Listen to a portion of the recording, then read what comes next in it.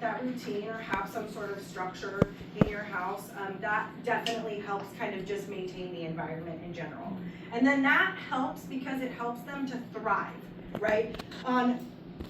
Even if there is a minor disruption, as long as they know that that's going to come back to whatever their current routine was, it's okay. They can kind of work through it, right? So having that routine is going to be, and I think everyone does, right? When we went through COVID, whose routine got totally disrupted?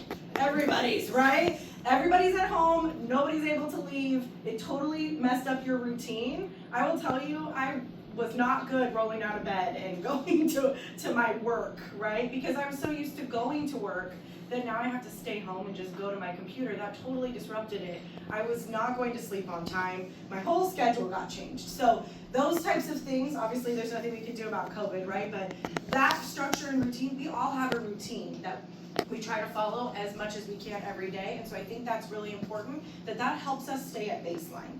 And when some of those changes happen, which is going to happen, that's going to impact where it kind of falls on this behavior cycle. So now let's talk about triggers and early escalation, okay? So definitions of triggers. For the child encounters an event that increases the likelihood of that dysregulation, okay? They may still appear calm externally. And I put that in there because I think it's important. When you think about moving from baseline to, ooh, something happened, something changed. For me, the AC went out, right? I might appear calm externally, but inside I'm like, this AC better get turned on right now, right? So when I think about kiddos, that could be like if at school, and a school example would be they have a substitute teacher. That's a slight change in their routine, but it could be a trigger, right? Somebody different, they don't know who that is. At home, it could be, ooh, their favorite toy broke, and now they can't use it anymore. Or they are unable to access their favorite shirt because it's in the wash, right? Those tiny little things that you don't even think about could be a potential trigger that could lead to that early escalation. Obviously, you guys have to do laundry. It's a thing, right? But we don't want them to walk around with unclean clothes. But because they could still appear calm externally, we as the receiver of that information, because truly that's what we are, we need to recognize that and try to provide support. So like their favorite shirt is in the wash, could we have a different color of their favorite shirt so that when one is in the wash, the other one's readily available? Does that make sense? So trying to think of those things that you don't necessarily always think about that could help prevent that from happening. I'm not saying go out and buy 10 shirts, that's not what I'm suggesting, but I think that there are ways that we could try to really de-escalate some of those things before they get to the point. I'm going to tell you, if we can tackle it here, we're not going to see that peak behavior. We're going to be able to get them back to baseline. The biggest thing is the closer it is to baseline, the easier it'll get back to baseline. But when we go in that circle, the farther away we get, the harder it is. Does that make sense? That's why peak behavior is at the bottom, because it's the furthest away from baseline, okay? So these are just some common things that I've heard. Being told no, I'm sure that happens quite often in households, right? Being asked to wait.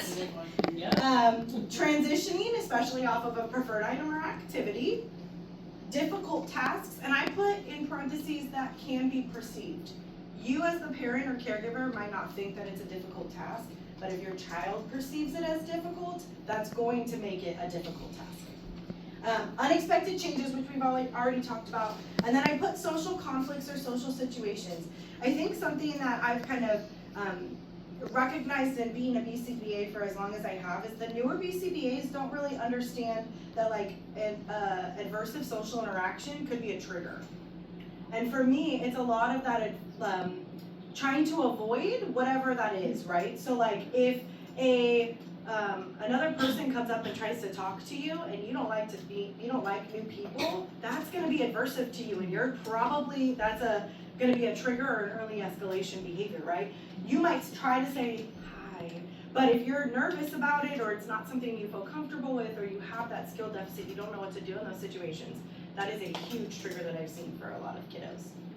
Is there anything else? What's common in your guys' households? What do you guys see that are those early escalations? Yeah, try to read them, and hopefully you guys can read them on yours. If not, I will talk slow. So the first one that you guys can do is try to remain calm and as neutral as possible. People have told me that my face says everything about what I'm thinking, and I have really had to work on it. Specifically my eyebrows. I don't know what that, someone gave me that feedback, and I have been trying to work on it. But your face can communicate a lot more than your words do sometimes, okay? So like, if you're saying, don't do that, but it's in a different tone, they're gonna hear the tone probably first. Oh, I can do it. They won't hear the words. So how you phrase things, your volume, your cadence, your tone, your facial expressions, all are gonna communicate a lot more than what you're actually saying. Does that make sense? Okay, so I think one of the biggest pieces, because I'm all about autonomy and understanding and allowing people to recognize that things are hard. Life is hard.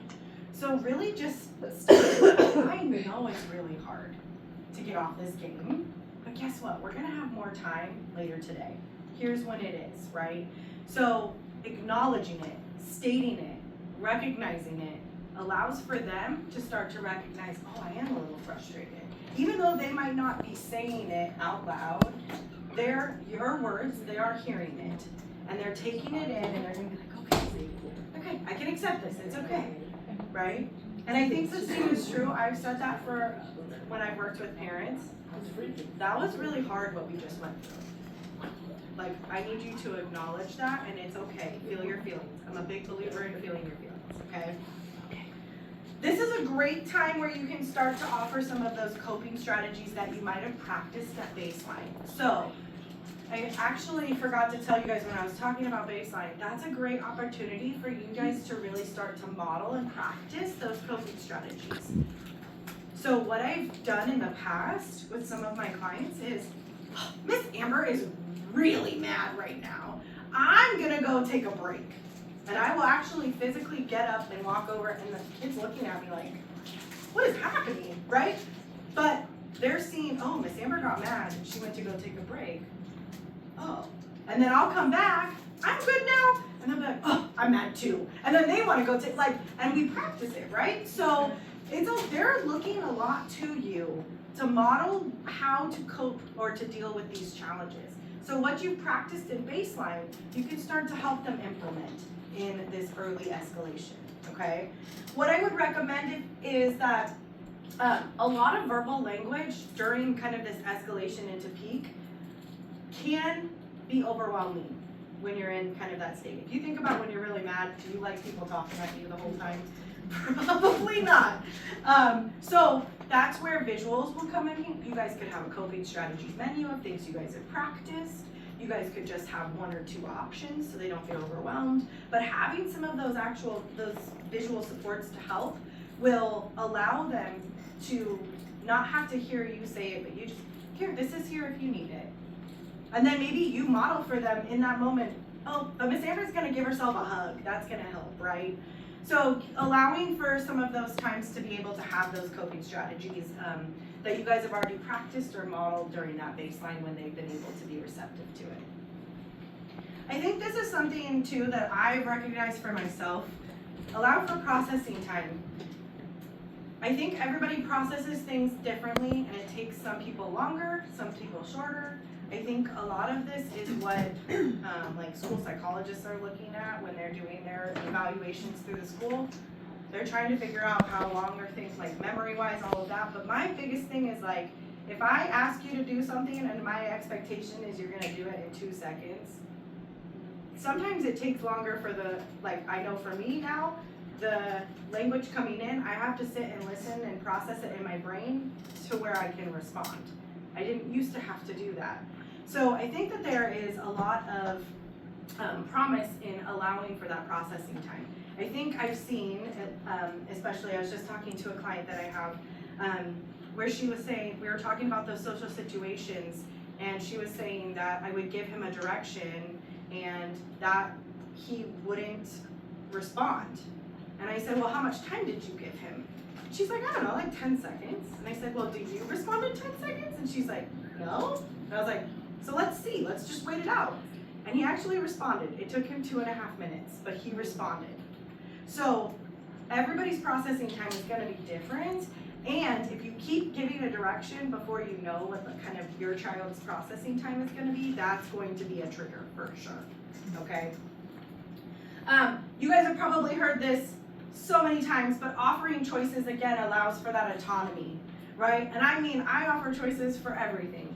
Do you want a water bottle or do you want cold faucet water, right? Like, I know it sounds silly, but giving them kind of those forced choice options allows them to feel some control, and they're like, oh, and maybe they're like, I don't want either of those, and then they can use their words to ask for what they want, right? But allowing for that autonomy in those choices is gonna be really big. And then I think the biggest piece is when you're telling them no, something's not available, telling them when specifically that will be available is gonna be really important, because if they think mom is taking away the tablet, I don't know when it's gonna come back. So if you say, look on it, if you guys have a visual schedule, you guys have a routine, our tablet time is from this time to this time, or it's after we have dinner, or whatever that may be. If you've already built it into your schedule, then they know when they can come back to it and it's not out in the abyss, right? So giving them some of that kind of like, when is it going to be available? What else is available? Helps with kind of that hearing no, okay? All right, so when we're talking about early warning signs, these are behaviors that are directly correlated with that escalation.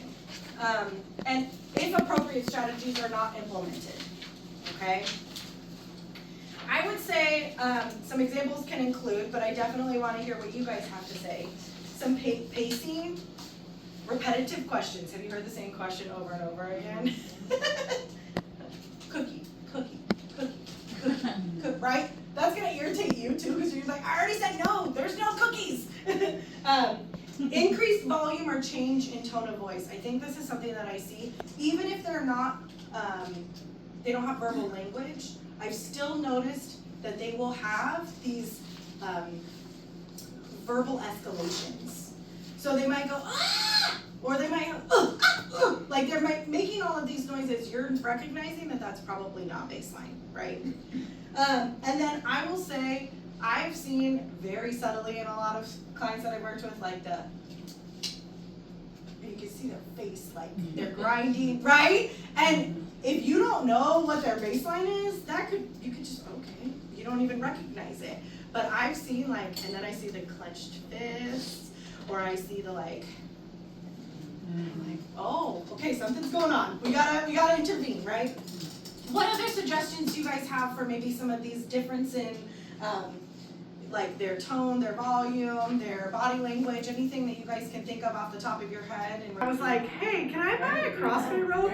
She looked at me like, what are you talking about? And I was like, well, I feel safer the kid doing it to himself than me. So yeah, I think that there's things that we can do that can help. I love the squeezing. A lot of times kids will need that input, right? They're just actually looking for it. As kids get older, I definitely don't feel as comfortable being a clinician, like providing that to, teenagers and adults. So I teach them to give it to themselves. So like they start squeezing, or they'll do the hands or those types of things. Yeah. The direct